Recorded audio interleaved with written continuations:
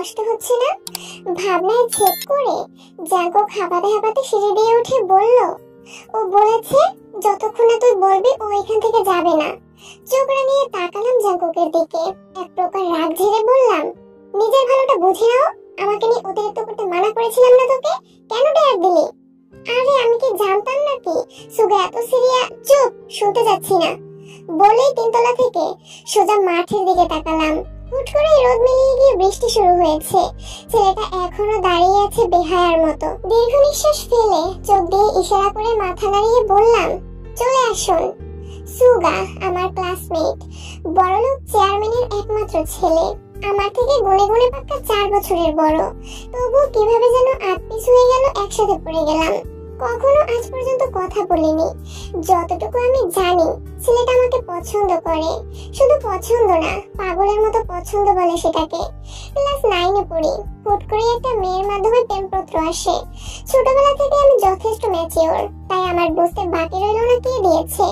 কয়েকদিন কেটে যাওয়ার পর মেয়েটা এসে বারবার জ্বালাতে শুরু করে, জবাব কি? আরে জবাব বল, না হলে সুগা তো আমার মাথা খেয়ে ফেলবে। শান্ত স্বরে বললাম, না। ও আরো কিছু বলার চেষ্টা করলেও পাত্তা দেয়নি। তত সুন্দরী নই আমি, উজ্জ্বল শ্যামলা, মা বলে মুখে মায়া আছে।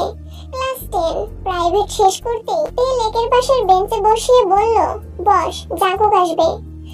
জাঙ্কুক আর দুজনে বেস্ট ফ্রেন্ড। আমার ছেলে বন্ধু থাকা পছন্দ না, তবে জাঙ্কুককে ভালো মনে হয়। শব্দ শুনে সামনে তাকালাম, জাঙ্কুক এসেছে, সাথে সুগা। আমি কিছু বুঝতে না পেরে তাকিয়ে রইলাম। জাঙ্কুক বোঝাচ্ছে, দোস্ত রিল্যাক্স, এত কাঁপাকাঁপি কি আছে, জাস্ট প্রপোজই তো, যা যা বলেই ঠেলে দিল সুগাকে। ছেলেরা তাও আসলো না, বলদের মতো পিছিয়ে ফুলটা নিয়ে মাথা নিচু করে জাঙ্কুককে বলল, আমি পারবো না দোস্ত আমার। জাঙ্কুক কথা না শুনে টেনে হিসড়ে একদম সামনে এনে দাঁড় করায়। ভ্রুকুচকে তাকালাম, ছেলেটার মাথা নিচু, হাতের ফুলটা সামনে গিয়ে দিতে বোঝা গেল কম্পনের গতি। ছেলেটার হাত সহ ফুলটা কাঁপছিল।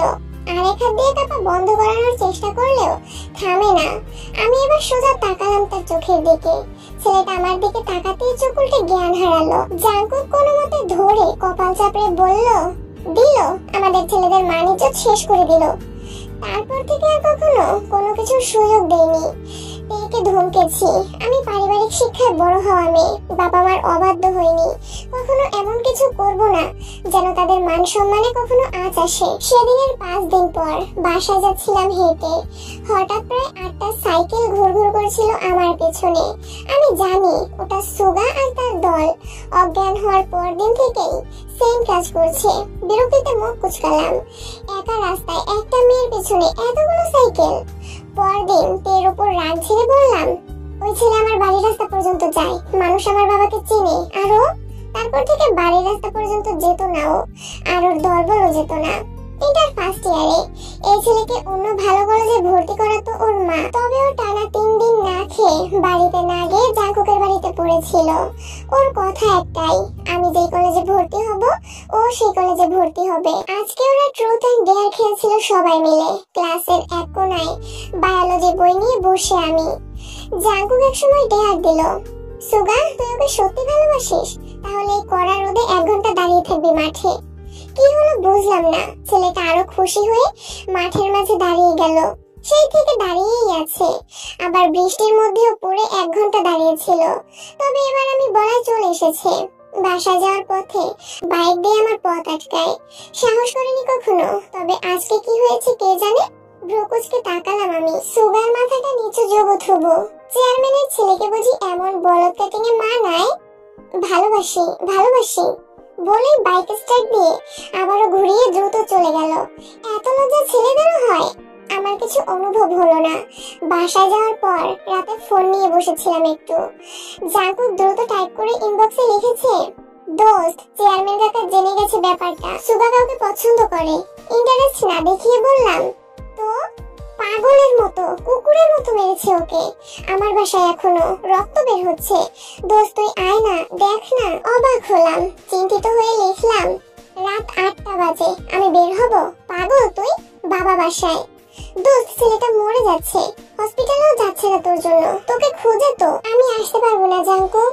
বলে কল কাটতে যাব, ঠিক তখনই পাশে থেকে শোনা যায় গোঙানি। আবছা আবছা সরে ভেসে আসছে জ্বরের ঘোরের কথা। ওরে এনে দে না জাঙ্কুক, ওকে বল না একটু বুঝতে, একটু দেখবো, একবার দেখবো। অসহায় হয়ে জাঙ্কুক বলল, তুই। খট করে ফোনটা কেটে দিলাম আমি। এসব মায়া বাড়িয়ে লাভ নেই। বড় একটা নিঃশ্বাস ফেলে খাওয়ার জন্য উঠতেই চিন্তা হলো ছেলেটাকে খেয়েছে। তারপর আবার কল দিলাম জাঙ্কুককে। এক প্রকার রেগে ফোন তুললো জাঙ্কুক। কি সমস্যা? ওকে একটু ফোনটা দে তো। ওকে ফোনে কথা বলার অবস্থায় আছে নাকি? তুই ধর ওর কানে। দিয়েছি। কোনো শব্দ নেই, শুধু নীরবতা। নীরবতা ভেঙে আমি বললাম, খাবার খেয়েছেন? না, আমি সকালে আপনাকে দেখবো, সকালে যেন সুস্থ থাকেন, বুঝেছেন? অভ্যাস নিরুত্তর, তাই কল কেটে দিলাম আমি। জানিও আশাই করিনি আমি এত বড় কথোপকথন করলাম, তাই বাকরুদ্ধ। সকাল 7:30। 8টায় আমার কোচিং থাকে। স্যারের পড়ানোর রুমে কেউ নেই। প্রবেশ করেই দেখলাম জাঙ্কুক আর সুগা। আরো স্টুডেন্ট এসেছে, তবে তাদের বের করে দিয়েছে ওরা। আমি সোজা তাকালাম সুগার দিকে। মাথাটা নোয়ানো, লো বেঞ্চে বসে আছে। সারা মুখে মারের দাগ, ফর্সা মুখে ছিলে গেছে কয়েক জায়গায়। ধার থেকে নিচে হয়তো আরো জখম। আমি দুপা এগিয়ে ঝুঁকে দাঁড়ালাম ওর উপর। ততক্ষণে জাঙ্কুক পাশ থেকে চলে গেছে। মায়া হলো খুব ছেলেটার জন্য। অজান্তেই হাত নিয়ে রাখলাম তার আঘাতপ্রাপ্ত গালে। মাথাটা নিচু করে নরম ভাবে আঁকড়ে ধরে আফসোস কণ্ঠে বললাম, ইস, জানোয়ার নাকি আপনার বাবা, কিভাবে মেরেছে? বলেই সোজা তাকালাম ছেলেটার চোখে। হকচকিয়ে গেছে। আমি ব্যাগ থেকে একটা ছোট ব্যান্ডেজ বের করে ওর গালের ক্ষততে লাগিয়ে দিলাম। চোখ মুখে কেমন জানি হয়ে গেছে ওর। ভারী নিঃশ্বাস ফেলছে। আমি চিন্তিত হয়ে বললাম, কি হয়েছে, কিছু সমস্যা? বলে ওর বুকে হাত রাখলাম। ওর বুকের শব্দে আমার হাতও মৃদু কাঁপছে। ওর ভিতরের ভূমিকম্প টের পেয়ে আবার ওর দিকে তাকালাম আমি। ছেলে সোজা জ্ঞান হারালো আবারও। আশ্চর্য, লোয়ার বেঞ্চে পড়ে হয়তো একটু ব্যথা পেয়েছে। আমি দ্রুত জাঙ্কুককে ডাকলাম। জাঙ্কুক এসে দ্রুত ফার্মেসিতে নিয়ে গেল সুগাকে। আমি ক্লাসে চলে গিয়েছিলাম। সেদিন কলেজ শেষেও ছেলেটা বাইক নিয়ে পিছু পিছু এসেছে, তবে আজকে দলবল নিয়ে আসেনি, একা এসেছে। আগে সাইকেল আর এখন বাইক। মুখে খুশি আর প্রফুল্লতা। পথ আটকালো আমার। আমি ভ্রু কুঁচকে নিলাম। আমার সামনে এসে হাত কসলাতে কসলাতে বলল, আমার সেদিনের জবাব? আমি দীর্ঘ নিঃশ্বাস ফেলে বললাম, না। মুহূর্তে ওর হাসি মাখা মুখটা মলিন হয়ে গেল। হিতাহিত জ্ঞান হারিয়ে রাগে বাইকে উঠে যাওয়ার সময় আমি নিচু গলায় বললাম, আমি কিছুই করতে পারবো না, যা করবে বাবা, বাবার কাছে বলবেন। এক মুহূর্ত পর চেহারায় অবিশ্বাসের হাসি দেখা গেল। বাইক ছুটিয়ে চলে গেল নিজ গন্তব্যে। ছেলের এমন আবদারে আবারও থাপ্পড় মারেন সুগার গালে কি নামজন। মেজাজটা খারাপ করে দিল। চিৎকার করে বলল, এত ছোট বয়সে পড়াশোনা না করে তুই বিয়ে করবি? মাথা খারাপ? আমার রাজনীতি ধরবে কে? সুগা হাত মুষ্টিবদ্ধ করে পাশের লাগানো টিভিটা তুলে আছাড় মারলো। মুখে উত্তর দিল, ওই মেয়েকে আমার বউ করে না আনলে আমি নিজে সবকিছু থেকে সরে যাব। কথাটা মনে রাখবেন কি নামজন। বাবার নাম নিয়ে ডাকায় সুগার মা অবাক হলেন। ছেলে তার ভদ্র কোনো কালেই ছিল না, কিন্তু এখন বাপের সাথেও শুরু করেছে। রুমে বসে সেমিস্টার পরীক্ষার সাজেশন ঘাটছিলাম আমি। হঠাৎ শুনলাম মায়ের থেকে চেয়ারম্যান চাচা এসেছে। অবাক হলাম না, চুপচাপ দরজার সামনে বড় ঘুমটা টেনে দাঁড়ালাম। চেয়ারম্যান সাহেব আমার বাবাকে বিভিন্ন ভাষায় অপমান করে বলছেন। কি মেয়ে পেলেছেন, আমার ছেলের মাথা খারাপ করে দিচ্ছে। চেয়ারম্যানের ছেলে দেখে লেলিয়ে দিয়েছেন। বাবা রেগে বললেন, কি বলছেন? আমার মেয়ে কখনো না, ওকে এসব শিক্ষা দিয়ে বড় করিনি আমি। চেয়ারম্যান সাহেব দাঁতে দাঁত চেপে বলল, আপনি না দিলে অন্য কেউ দিয়েছে, কিন্তু দিয়েছে। ভবিষ্যতে যাতে এসব কিছু আমি না শুনি। বলে উঠে চলে গেলেন। বাবা এক পলক আমার দিকে তাকিয়ে শব্দ করে চড় লাগিয়ে দিলেন আমার গালে। ব্যথা চোখ বন্ধ করে নিলাম আমি। চোখ দিয়ে পানি নিজেই গড়িয়ে পড়লো। বুঝ হওয়ার পর থেকে বাবাকে কখনো দেখিনি আমার উপর হাত তুলতে, তবে আজ হুঙ্কার দিয়ে মাকে আদেশ করে বাবা বলল, ইয়ঞ্জন ব্যাগ গুছিয়ে দাও, ওর এক্ষুনি এই এলাকা ছেড়ে চলে যাবে ও। বাবা ব্যাগ গোছানোর কথা শেষ করে ধমক দিলেন, রুমে যাও। কথা না বাড়িয়ে রুমে চলে এলাম। রুমে আসতেই মা চেঁচিয়ে বাবাকে বলল, কোন সাহসে আমার মেয়ের গায়ে হাত তুলেছো? আমার মেয়ে কেমন তুমি জানো না? আজ পর্যন্ত কখনো স্কুল টাইম কলেজ টাইমের বাইরে একটা সেকেন্ড ওয়েস্ট করে নাই। কখনো মুখ ফুটে বলে নাই বাবা আইসক্রিম ফুচকা খেয়েছি, বন্ধুদের সাথে আড্ডা দিয়েছি, তাই দেরি হয়েছে। কখনো খারাপ সঙ্গে মিশে নাই। আর চেয়ারম্যানের কথা তুমি মারলে, আমার থেকে আমার মেয়েকে আলাদা করার তুমি কে? আরো চেঁচামেচি শুরু হতেই চুপ করে ব্যাগে গুছিয়ে নিলাম জামা কাপড়। আমি জানি আমাকে যেতেই হবে। চুপচাপ শুয়ে পড়তেই চোখ দিয়ে এক ফোঁটা জল গড়িয়ে পড়লো এবং তার লেজ ধরে আরো কয়েক ফোঁটা। ট্রেন সকাল 10টায়। বাবা আজকে এসেছেন এগিয়ে দিতে। মা কাল সারা রাত উঠে জড়িয়ে ধরে কান্না করেছেন, আমি টের পেয়েছি, কিন্তু উঠতে ইচ্ছে করেনি।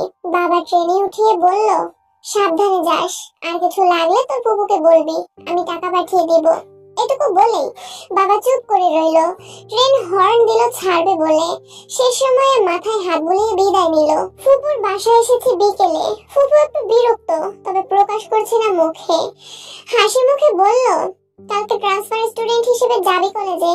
মাথা নাড়ালাম। একটু পর জেনি এলো, আমার ফুপুর মেয়ে। পরদিন মাঝরাত হঠাৎ বাহিরে চেঁচামেচির শব্দে ঘুম ভাঙলো। ফুপু চিল্লাচিল্লি করছে। এই ছেলে, কি সমস্যা? কাঁদে কেন? চোর নাকি? গায়ে ওড়না পেঁচিয়ে বেরিয়ে গেলাম রুম থেকে। সুগাকে দেখে অবাক হলাম। ছেলেটা যেতে যেতে এত দূর গড়াবে ভাবনায়ও আসেনি। লাল রক্ত চোখ, ঘেমে একাকার, পরনে এলোমেলো শার্ট, চোখে পানি। কেঁদেছে। এত বড় দামড়া ছেলেটাও কেঁদেছে। উত্তেজিত হয়ে গেল আমাকে দেখে। উত্তেজনায় হাঁসফাঁস করছে আর হাত কসলাচ্ছে। একটু পর আর কিছু না বলে আমার কোমর জড়িয়ে ফুপিয়ে উঠলো। নীরবে তাকিয়ে আছি। ফুপু ধমক দিল আমাকে, এই মেয়ে, কোথা থেকে আশিক ধরে এনেছিস? ভাই জানেন এসব? ওনার কথায় পাত্তা দিলাম না। কোমরের নিচে পেটের সামনেটা ভিজে গেছে সুগার চোখের জলে। ও কিভাবে জানলো আমি এখানে? একদিনে ছেলেটা কিভাবে চট্টগ্রাম থেকে ময়মনসিংহ 348 কিলোমিটার দূরে চলে এলো? বারবার বিড়বিড় করছে, আমি মরে যাব তোমাকে ছাড়া, মরে যাব। হতভম্ব হয়ে আশেপাশে তাকালাম। ফুফু মুখ বিকৃত করে দাঁড়িয়ে। জানি উনি আমার নামে কথা লড়াতে পেয়ে গেছে, কারণ আগেরবার ওনার মেয়ের বয়ফ্রেন্ড আছে শুনে পুরো পরিবার মিলে আমার সাথে তুলনা করে ছোট করেছিল। গলা পরিষ্কার করে ধাক্কা দিলাম, সরুন। আরো শক্ত করে জড়িয়ে ধরলো সুগা। আকুতি কণ্ঠে বলল, আমি মরে যাব তোমাকে ছাড়া। কাউকে পাত্তা না দিয়ে সুগার কাঁধে হাত রেখে বললাম, চলুন, কথা আছে আপনার সাথে। কিছুতেই সে ছাড়তে নারাজ। ওহো, তুমি আমাকে রেখে চলে যাবে আবারও? দীর্ঘ নিঃশ্বাস ফেলে দেখলাম ফুপু সরে ফোন খুঁজতে গেল। নিশ্চয় বাবাকে কল করবে, করো। নরম গলায় ডাক দিলাম, উঠুন, কোথাও যাচ্ছি না। ছেলেটা তাও ছাড়ছে না। ওহো, কেন ছেড়ে এলে? আমি মরে যেতাম তো। মেজাজ খিটখিটে হয়ে গেল। এই ছেলে, চুপ, ওঠো। এবার সুগা সোজা হয়ে উঠে দাঁড়ালো। তাকালাম ওর দিকে। মাথা এখনো নিচু। ওকে সামনে রেখে মাকে কল লাগালাম। মা ফোনে যেটুকু বললো শুনে চমকে তাকালাম আশ্চর্যের চরম সীমায়। চেয়ারম্যানের ছেলে তোর বাপের পা ধরে বিলাপ করেছে পাগলের মতো।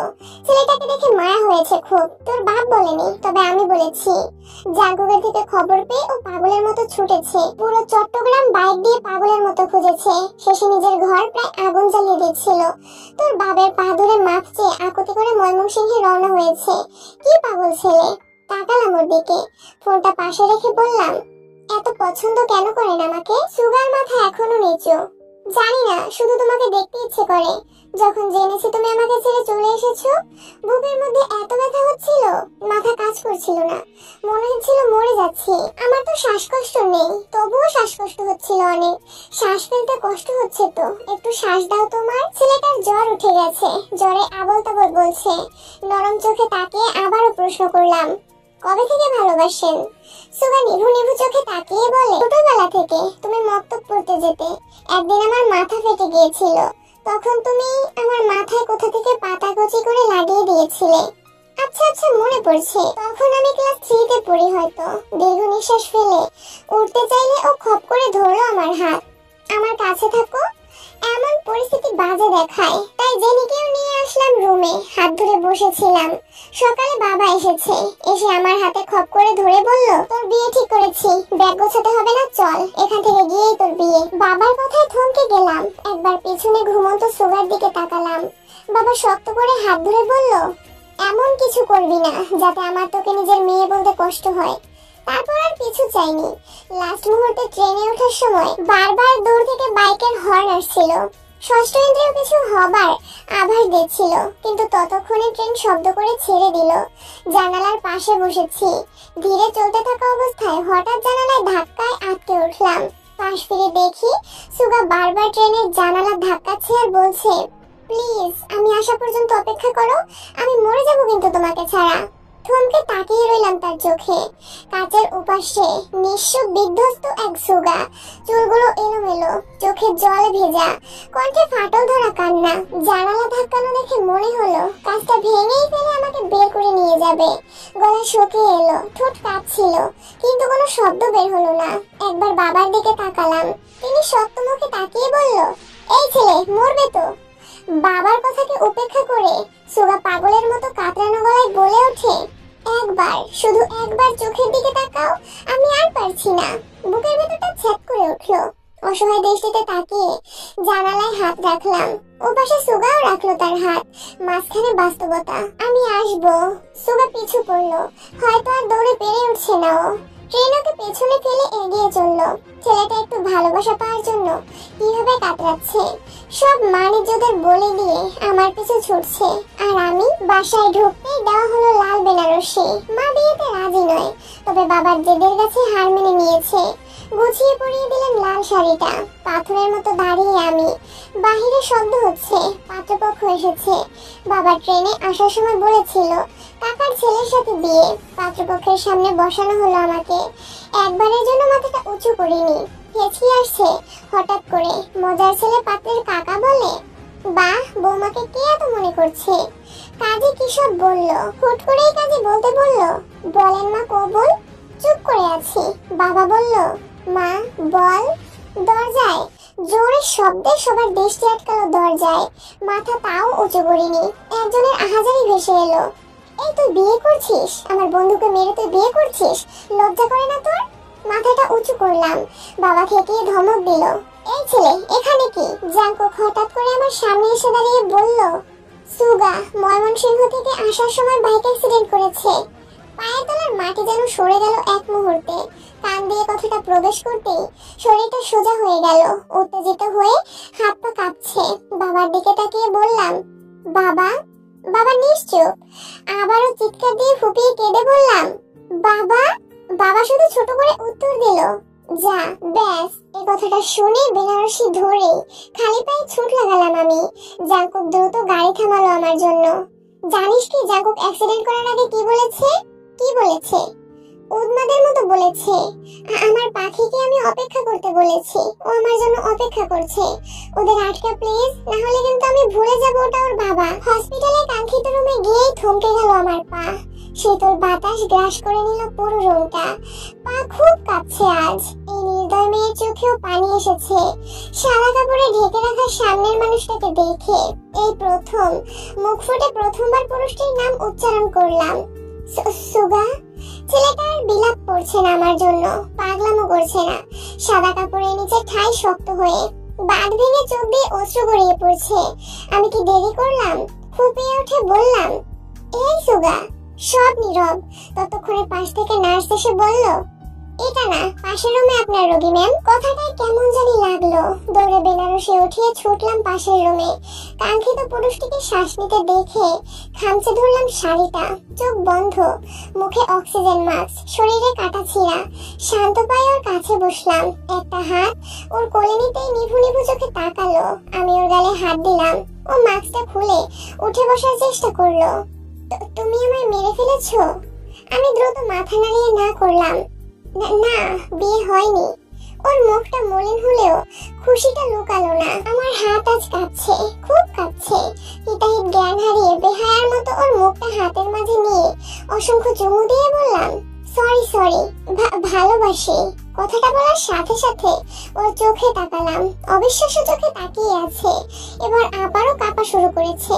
হুট করে চোখ উল্টে জ্ঞান হারালো। পেছন থেকে জাঙ্কুক ফিসকে হাসলো।